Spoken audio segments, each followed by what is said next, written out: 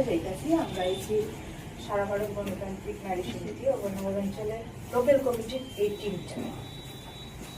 তো আমাদের এই এলাকাতে এমন ঘটনা কিন্তু আগে ঘটছে না, আর পরবর্তীতে যদি এমন ঘটনা ঘটে তাহলে এলাকার সমাজের ক্ষতি। এই কারণেই মূলত আপনাদের কাছে আমরা আসি।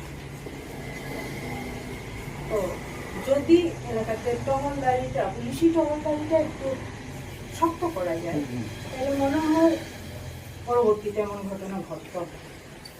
আর আমরা আপনার কাছে আশাই এটাই না। হ্যাঁ, আগে একটা ঘটনা সংঘটিত হয় এখানে ক্লাবের, এই পার্শ্ববর্তী ক্লাবের এলাকাবাসী অভিজিৎ সেনগুপ্তর বাড়িতে রাত্রিবেলা হামলা করা। কে বা কারা হামলা করেছে ওনার স্ত্রী বিশদভাবে বলেছেন।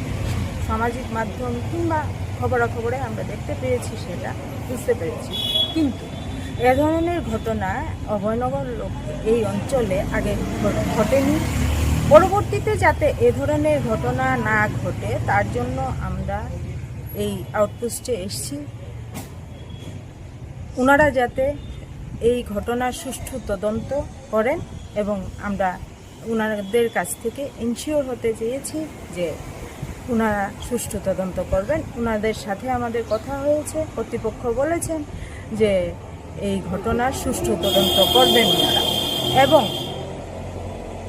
এই যে এলাকাতে পুলিশি টহল যাতে বাড়ানো হয় সেই ব্যবস্থা আমরা ওনাদের সাথে আলোচনা করেছি। ওনারা বলেছেন যে পুলিশি টহলটা ওনারা বাড়িয়ে দেবেন এবং পরবর্তীতে যাতে এমন ঘটনা না ঘটে ওনারা আমরা সারা ভারত গণতান্ত্রিক নারী সমিতি অভয়নগর লোকাল থেকে এসেছি। আমাদের এই কয়েকজন প্রতিনিধি নিয়েই আমরা ওনার সাথে দেখা করতে এসেছি।